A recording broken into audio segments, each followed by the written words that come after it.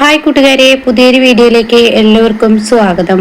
അങ്ങനെ മുരുകൻ ഈ റെസീറ്റ് എഴുതാൻ വേഗം പറയുന്നുണ്ട് കേട്ടോ, ഒന്ന് വേഗാവട്ടെ എന്ന് പറഞ്ഞിട്ട് ആ പൂജാരിയോട് പറഞ്ഞ് കാര്യങ്ങളൊക്കെ പെട്ടെന്ന് തിടുക്കത്തിൽ എഴുതുമ്പോൾ തൻ്റെ പിറകിൽ ഇനി ആരെങ്കിലും വരുന്നുണ്ടോ എന്നിങ്ങനെ നോക്കി നോക്കിയിട്ടാണ് കേട്ടോ ചെയ്യുന്നത്. പിന്നീടാണെങ്കിലോ അനുപമയും ഈ പറയുന്ന വിനയനും ദാസും എല്ലാവരും ഇങ്ങനെ യാത്രയാവുകയാണ്. അങ്ങനെ അവർ പറയുന്നുണ്ട്, എന്തായാലും ഇനിയിപ്പോൾ കാര്യങ്ങളൊക്കെ വേഗത്തിൽ നീക്കണം, അവൾ അവിടെ തന്നെ ഉണ്ടാവുമോ, ഇനി തെറ്റായ ഇൻഫർമേഷൻ ആയിരിക്കും നമുക്ക് കിട്ടിയിട്ടുണ്ടാവും. അങ്ങനെയൊന്നല്ല എന്ന് ദാസ് പറഞ്ഞിട്ട് വണ്ടി അമ്പലത്തിന്റെ വഴിയിൽ നിർത്തുമ്പോൾ കാണാം അവിടെ അനന്തമാഷ് നിൽക്കുന്നു കേട്ടോ. അമ്പലത്തിന്റെ ആ ഒരു ഉള്ളിലോട്ട് ഇങ്ങനെ അനന്തമാഷ് നിൽക്കുന്നത് കണ്ടോ, ഇത് അണ്ണനാണല്ലോ, അണ്ണൻ എന്താ ഇവിടെ എന്ന് ദാസ് പറയുമ്പോൾ ഉടൻ തന്നെ അനുഭവം പറയണം, അച്ഛനെ വിഗ്രഹം കൈമാറുന്ന ഒരു ക്ഷേത്രത്തിലോട്ട് പോകുന്നു എന്നൊക്കെ അമ്പലി ചേച്ചി പറഞ്ഞത് കേട്ടോ. അത് ഈ ക്ഷേത്രമായിരുന്നു. ഈശ്വര, ഇനി ഇറങ്ങാൻ പറ്റത്തില്ലല്ലോ, അണ്ണൻ പോകുന്നത് പോലെ നമുക്ക് ഇവിടെ നിൽക്കാമെന്ന് പറയാം കേട്ടോ. എന്നാൽ ഈ സമയം ഇപ്പുറത്താണെങ്കിലോ മുരുകൻ ഓടി വന്നിട്ട് ഇങ്ങനെ ഇവരോട് പറയണ കാര്യങ്ങളൊക്കെ ഇനി പെട്ടെന്ന് ചെയ്യണം. അപ്പൊ ആഷിഫ് എവിടെയെന്ന് ചോദിക്കുന്നുണ്ട് കേട്ടോ. ഉടൻ തന്നെ പറയുന്നുണ്ട്, ആഷിഫ് എന്തെങ്കിലും പ്രതിസന്ധിയിൽ പെട്ടിട്ടുണ്ടാവും, അവന്റെ അമ്പക്ക് സുഖമില്ലെന്നൊക്കെ പറഞ്ഞു കേട്ടിട്ടുണ്ട്. എന്തായാലും കാര്യങ്ങളൊക്കെ പെട്ടെന്ന് നടക്കട്ടെ. അതെന്താ അല്ല, ഇനിയിപ്പോ ആരെങ്കിലും തിരക്കി വരുമോ എന്ന് പറയാൻ പറ്റില്ലല്ലോ, തുരുത്തിലെത്തിക്കഴിഞ്ഞാൽ പിന്നെ പേടിക്കാനില്ലല്ലോ എന്നിങ്ങനെ മുരുകൻ പറയുന്നുണ്ട് കേട്ടോ. പവിത്ര വേണ്ടത് ചെയ്യുമെന്ന് പവിത്രനും പറയുന്നു. അങ്ങനെ പിന്നീട് മാഷി എന്നാ ശരി ഞാനിനി പോട്ടെ നിൽക്കുന്നില്ല എന്ന് പറഞ്ഞ് ആ കാറിൽ മാഷ് അങ്ങ് കയറി പോകുന്നതിനോട് കൂടിയിട്ട് ദാസും അനുപമയും വിനയനും ശബരിയും ആ ഒരു കാറിൽ നിന്ന് ഇറങ്ങി വരികയാണ് കേട്ടോ. അങ്ങനെ മാഷ് ഇവിടുന്ന് പോയി ഉറപ്പ് വരുമ്പോൾ ഇവര് ഇങ്ങനെ മഞ്ചാടിയെ ഇങ്ങനെ ഓടിത്തെറിയാണ്. അപ്പൊ മഞ്ചാടിയാണെങ്കിൽ അപ്പുറത്ത് ഇങ്ങനെ ഹാരം കൊണ്ടുവന്നിട്ടുണ്ടാവും. ഹാരം രണ്ടുപേരുടെയും കയ്യിൽ കിട്ടിയിട്ടുണ്ട്. ആഷിഫ് വരാത്തത് കൊണ്ട് തന്നെ താലിയില്ല. അപ്പൊ എന്തായാലും ഹാരമാണ്, ഹാരം ഇട്ടിട്ട് നമുക്ക് കാര്യങ്ങൾ നടത്താം. അപ്പൊ മുരുകൻ പറയുന്നുണ്ട്, അത് മതി, എത്രയും പെട്ടെന്നാവട്ടെ, ഇനി വഴുകിക്കരുതെന്ന് പറയട്ടെ. അങ്ങനെ അവര് തമ്മിൽ ഹാരം അങ്ങോട്ടും ഇങ്ങോട്ടും ഇങ്ങനെ ഇട്ടുകൊണ്ടിരിക്കുകയാണ്.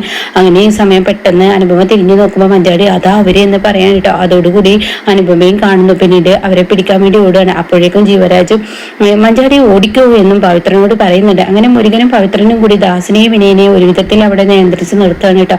പിന്നീടാണെങ്കിൽ അനുപമയും ഈ പറയുന്ന ശബരിയും ഒരു സൈഡിലൂടെ ഓടുന്നുണ്ട്. പക്ഷെ അവർ വന്ന വഴിയിൽ ആ വഞ്ചിയിൽ തന്നെ പെട്ടെന്ന് അങ്ങ് ആ അമ്മയും ആ അച്ഛനും അതുപോലെ തന്നെ ജീവരാജും ഈ മഞ്ചാടിയും കൂടി കയറി പോവാണ്. പിന്നീട് ഈ മുരുകനും ഈ പവിത്രനും ഇവിടെ പുറത്ത് തന്നെ നിൽക്കാൻ കേട്ടോ. അതുകൊണ്ട് തന്നെ ആ വഞ്ചി പോയത് കൊണ്ട് തന്നെ തുരുത്തിലോട്ട് ഇവർക്ക് പോകാനും പറ്റില്ല. അങ്ങനെ ഈ ഒരു കായൽ പക്കത്ത് ഈ ആ കടവിൽ ഇരുന്നിട്ട് അനുപമ ഇങ്ങനെ പൊട്ടിക്കരയാണ് കേട്ടോ. അപ്പോഴേക്കും അവിടെ വിനയനും ദാസ് ഓടി വരികയാണ്. വിനയനും ദാസ് ഓടി വന്ന് എന്തായി അവളെ കിട്ടിയില്ല, ഇല്ല അവള് എന്നെ കണ്ടിട്ട് പോലും അവളെ നിന്നില്ല, അവള് ഓടിപ്പോയി എന്ന് പറയണ്ട. അങ്ങനെ ഈ സമയം ഇനി എന്തായാലും നിന്നിട്ട് കാര്യമില്ല, എന്തായാലും ഇവിടെ എന്താ നടന്നിരിക്കുന്നത് ആദ്യം ചോദിക്കട്ടെ എന്ന് പറഞ്ഞ പൂജാരിയുടെ അടുത്തോട്ട് ചെല്ലാണ് കേട്ടോ. അങ്ങനെ ദാസ് ചോദിക്കുകയാണ്, എന്തായി കാര്യങ്ങളൊക്കെ എന്താണ് എന്നൊക്കെ ഇങ്ങനെ ചോദിക്കുമ്പോൾ ദാസിനോട് പൂജാരി പറയാണ്, ഈ അമ്പലത്തിൽ നടക്കേണ്ട ചടങ്ങുകളൊക്കെ നടത്തിയിട്ടുണ്ടോ എന്ന് ചോദിക്കാനായിട്ട്. അത് കേട്ടോടെ തന്നെ ചടങ്ങുകളൊന്നും തന്നെ നടന്നിട്ടില്ല, താലികെട്ട് നടന്നിട്ടില്ല, ആരമിടൽ മാത്രം കഴിഞ്ഞു, താലികെട്ട് കഴിഞ്ഞിട്ടില്ല, ഈശ്വരാധനം രക്ഷപ്പെട്ടു, എന്തായാലും അത് നടന്നില്ലല്ലോ എന്നും പറഞ്ഞിട്ട് അവരവിടെ നിന്നും അങ്ങ് പോവാണ് കേട്ടോ. പിന്നീട് മഞ്ചാടിയും പറഞ്ഞ ജീവരാജൻ പുഴയൊക്കെ ഇപ്പോൾ കായലിലൂടെ ഇങ്ങനെ യാത്രയായ ഒരു തുരുത്തിലെത്താണ്. അങ്ങനെ വാ മക്കളെ എന്നൊക്കെ പറഞ്ഞ് വിളിച്ചു കൊണ്ടുപോവാണ്. പിന്നീട് ഈ അമ്മയും അച്ഛനും കൂടിയിട്ട് അവർക്ക് പാലൊക്കെ കൊടുന്നു കൊടുക്കണം. എന്നാ ഈ പാല് കുടിക്കും ജീവരാജ്, പകുതി അവൾക്ക് കൊടുക്കുക. അങ്ങനെ പാതി രണ്ടുപേരും പങ്കിട്ട് പാതിയും കുടിക്കുന്നുണ്ട് കേട്ടോ. അത് കഴിഞ്ഞതിന് ശേഷം പഴം കൊടുക്കുന്നുണ്ട്, പഴവും കഴിക്കുന്നുണ്ട്. അപ്പൊ ഈ സമയം എന്തായാലും നിങ്ങളുടെ താലി കഴുത്തിൽ വീണില്ല എന്നുള്ളൂ, പക്ഷെ നിങ്ങൾ വിവാഹിതരായിട്ടുണ്ടല്ലോ എന്ന് ഈ അച്ഛൻ പറയുമ്പോൾ ഉടൻ തന്നെ അമ്മ പറയണേ, താലിയുടെ മഹത്വം വേറെ തന്നെയാണ്. അത് കേട്ട ഉടൻ തന്നെ മഞ്ചാടിയും അത് തന്നെയാണ്, എന്തായാലും താലി കഴുത്തിൽ വീഴണം. കാരണം നിങ്ങൾ കോടതിയിൽ പോയാൽ നിങ്ങളുടെ കഴുത്തിൽ താലി കിടക്കുന്നത് കണ്ടാൽ കോടതി പോലും ഒരു പെണ്ണിന്റെ മുന്നിലോട്ട് ചോദ്യങ്ങൾ ചെയ്യില്ല. അതുകൊണ്ട് തന്നെ താലികെട്ട് പെട്ടെന്ന് നടത്തണം. അപ്പോഴേക്കും പവിത്രനും മുരുകനും എത്താനായിട്ട് എന്തായി കാര്യങ്ങൾ, പോയ കാര്യങ്ങൾ എങ്ങനെ നടന്നിരിക്കുന്നു എന്നൊക്കെ ചോദിക്കുമ്പോൾ പവിത്രനും മുരുകനും പറയാണ്, അവരെന്തായാലും തിരിച്ചുപോയി, അവർക്ക് ഇങ്ങോട്ടൊക്കെ കയറാൻ പറ്റില്ല. അപ്പോഴേക്കും ഇങ്ങനെ ആഷിഫിന്റെ കാര്യം എന്തായി എന്ന് ജീവരാജ് ചോദിക്കുന്നുണ്ട് കേട്ടോ. അവിടെ തന്നെ ആഷിഫിനെ വരാൻ പറ്റിയില്ല. അപ്പൊ മഞ്ചാരി പറയുന്നുണ്ട്, എന്തുകൊണ്ട് ആഷിഫ് എത്തില്ല, എന്നാ താലികെട്ട് നടന്നിരുന്നല്ലോ, എന്തായാലും ഇപ്പൊ ഇവിടെ ഈ ഒളിച്ചു കഴിയില്ല അത്ര ശാശ്വതമല്ലല്ലോ. അപ്പോൾ തന്നെ അവിടെ മുരുകൻ പറയണത്, എന്തായാലും താലികെട്ട് നടന്നില്ല, അത് ശരി തന്നെ, പക്ഷെ ആഷിഫിന്റെ അമ്മക്ക് ഇന്ന് ഹാർട്ട് ഓപ്പറേഷൻ ആയിരുന്നു, അതുകൊണ്ട് തന്നെ ആഷിഫിന് എത്താൻ കഴിഞ്ഞില്ല, അതുകൊണ്ടാണ് എന്തായാലും അവ ഇപ്പൊ വിളിച്ചിരുന്നു, എന്നിട്ട് നിങ്ങൾ എന്ത് പറഞ്ഞെന്ന് ജീവരാജ് ചോദിക്കാണ്. അപ്പോൾ തന്നെ അവർ മാലയിട്ട് താലി കെട്ടി എന്നാണ് പറഞ്ഞിരിക്കുന്നത്. എന്നാൽ അങ്ങനെ തന്നെ പറഞ്ഞാൽ മതി, അവന് ഇനി ടെൻഷൻ കൊടുക്കണം, അവൻ കാരണം എന്റെ വിവാഹം മുടങ്ങി എന്നൊരു തോന്നൽ അവനിൽ ഉണ്ടാവാൻ പാടില്ല എന്ന് ജീവരാജ് പറയുന്നുണ്ട് കേട്ടോ. അപ്പോൾ മക്കളെ നിങ്ങൾ പേടിക്കണ്ട, ഈ തുരുത്തിലോട്ട് ആരും വരില്ല. അപ്പോഴേക്കും മഞ്ചാടി പറയുന്നുണ്ട് ഇനി ആരെങ്കിലും വരുമോ? അപ്പോഴേക്കും അവിടെ മുരുകൻ പറയണേ വരും, പോലീസ് എത്തും, പോലീസിന്റെ സഹായത്തോടു കൂടി ഇവരെ രണ്ടുപേരെയും തുരുത്തിൽ നിന്ന് കൊണ്ടുപോകാൻ പറ്റും. അത് കേട്ടോടെ തന്നെ ഈ ആള് പറയണ, തുരുത്തിന്റെ ആ ആള് പറയണേ നിങ്ങൾ പേടിക്കണ്ട, 3 ദിവസം ഇവിടെ ആരും കിടക്കില്ല, 3 ദിവസം കഴിഞ്ഞതിന് ശേഷം ഇവിടെ ആരും വരാൻ കഴിയും. അതുകൊണ്ട് തന്നെ 3 ദിവസത്തിനുള്ളിൽ താലികെട്ട് പെട്ടെന്ന് നടത്തണമെന്ന് പറഞ്ഞിട്ട് അപ്പൊ അവർക്ക് എല്ലാവർക്കും ശരിക്കും ടെൻഷൻ ആവുന്നുണ്ട്.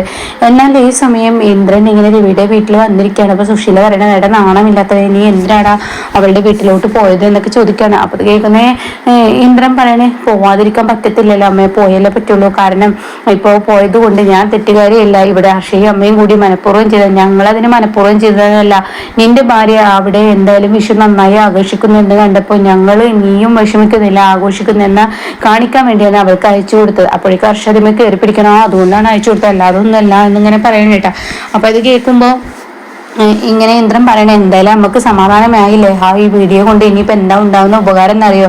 അവള് വിഷു വരെ എനിക്കൊരു സാവകാശം തന്നിരുന്നു, ഇനിയിപ്പോ അവൾ എന്റെ മുഖത്തടിച്ച് പറഞ്ഞിരിക്കുന്നു ആരുടെയും ഒത്താശയ്ക്ക് നിൽക്കില്ല, ആ കട എന്റേതാണ്, ആ കട ഞാൻ സ്വന്തമാക്കുക തന്നെ ചെയ്യും, അതുകൊണ്ട് ഇനി ഒരു ഒഴിപ്പിക്കലിന് പറയാൻ നിൽക്കാതെ പെട്ടെന്ന് ഒഴിഞ്ഞേക്ക് എന്നുള്ള ആ വാക്കാണ് പറഞ്ഞു. ഓഹോ അവൾ അത്രക്കായോ, അത്ര കണ്ടേടിയായോ എന്നൊക്കെ ഇങ്ങനെ പറയുന്നത് കേട്ടോ. അത് കേൾക്കുന്ന ഇന്ദ്രൻ പറയണേ എന്തായാലും എനിക്ക് ആ കട വേണമായിരുന്നു. അപ്പൊ അത് കേൾക്കുന്ന രവി പറയണേ എന്തായാലും അവരുടെ കടയാണെങ്കിൽ അവൾ എടുക്കട്ടെ, ഇനി അതിനപ്പുറത്തൊരു വേറൊരു കട വാങ്ങിച്ച് കാര്യം അങ്ങ് തുടങ്ങിയ ഇതേപോലത്തെ ഒരു ബിസിനസ് അങ്ങ് തുടങ്ങിയാൽ പോരെ എന്ന് ചോദിക്കാണ്. അത് കേട്ട ഉടനെ തന്നെ ഇന്ദ്രൻ പറയണ അതൊരിക്കലും നടക്കത്തില്ല, പിന്നെ അത്രയും തുക എൻ്റെ അടുത്ത് ഇല്ലേ, ഈ ഒരു ആ ഭാഗത്തുള്ള കടയുടെ പോലെ ഇനി വേറൊരു ഭാഗത്ത് കടയിട്ട് അത്രയും ബിസിനസ് കിട്ടുന്ന എനിക്ക് തോന്നുന്നില്ല, അതുകൊണ്ട് തന്നെ എന്ന് പറയുമ്പോൾ വെറുതെ അല്ല അവളെ ഈ കട പൈസ തരാം എന്നൊക്കെ പറഞ്ഞിട്ട് അവൾ തരാതിരുന്നത്, ഇത് നിന്റെ മെടുക്കൊണ്ടാണ് അവിടെ ഇപ്പൊ കോടികളുടെ വില ആ കടക്കുണ്ടായത്, അല്ലെങ്കിൽ വെറും 25 ലക്ഷം അല്ല അന്ന് ദാസ് സഹായിച്ചിട്ടുള്ളൂ, അത് നീ അവൾക്ക് മുന്നിൽ അങ്ങ് പറയണം. അത് കേൾക്കുന്ന ഹർഷ പറയുന്നത് ശരിയാണ്, കേസിന് പോകണം, കേസിന് പോയി കഴിഞ്ഞാൽ നിനക്കും കൂടി അതിലൊരു അവകാശമുണ്ടെന്ന് കേസിൽ തെളിയിക്കാന്ന് പറയുമ്പോൾ രവി പറയണം അതൊന്നും നടക്കത്തില്ല, കാരണം ഇവിടെ ഒരു ഭാഗത്തൊരു പെണ്ണാണ്, അത് നിങ്ങൾ ചിന്തിക്കണം, ഒരു പെണ്ണ് ഒരാളും കൂടി കേസിന് പോയി കഴിഞ്ഞാൽ പെണ്ണിന് തന്നെ ആയിരിക്കും വിജയം, ചിലപ്പോൾ കോടതി 2 പേർക്കും റദ്ദാക്കിയിടും, ആർക്കും ഇല്ലാതെ പോകുന്നതിനേക്കാൾ നല്ലത് നീ ഇന്ദ്ര എന്തായാലും അവള് വാങ്ങിയത് മറിച്ച് വെക്കാനാ ഉദ്ദേശമെങ്കിൽ നീ ആ കട അങ്ങ് മേടിച്ചാൽ പോരെ, അതോടുകൂടി ഈ പ്രശ്നത്തിന് ഒരു പരിഹാരമായില്ലേ എന്ന് പറയാൻ കേട്ടോ. അത് കേൾക്കുന്ന ഇന്ദ്രന്റെയും സുശീലയുടെയും മനസ്സിലൊരു ലഡുവൊക്കെ പൊട്ടി. പക്ഷേ ഇന്ദ്രനാണെങ്കിൽ അതിലൊരു ദുരൂഹതയുണ്ടോ എന്നും ഇന്ദ്രന് തോന്നി തുടങ്ങാനായിട്ടാ. അവിടുന്ന് അങ്ങ് ഇനി ഇന്ദ്രനെ തകർച്ചയാണോ എന്നൊരു തോന്നലും ഉണ്ട്. പക്ഷെ ഹർഷക്കാണെങ്കിലോ ഡബിൾ സന്തോഷമാണ്, ഇന്ദ്രന്റെ കട തനിക്ക് മേടിക്കുമ്പോൾ അതിൻ്റെതായ സന്തോഷം വേറെ തന്നെയാണല്ലോ.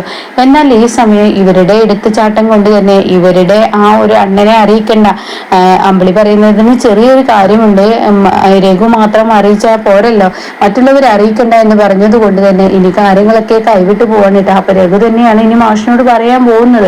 എന്തായാലും മാഷ് പോലീസിനെയും കൂട്ടിക്കൊണ്ടുപോയി ഇനി തുരുത്തിൽ നിന്ന് ആളുകളെ കൊണ്ടുപോയി ഈ പറയുന്ന മഞ്ചാടിയെ കൊണ്ടുവരുന്ന ആ ഒരു സീനായിരിക്കട്ടെ ഇനി നമുക്ക് മുന്നിൽ കാണാനിരിക്കുന്നത്.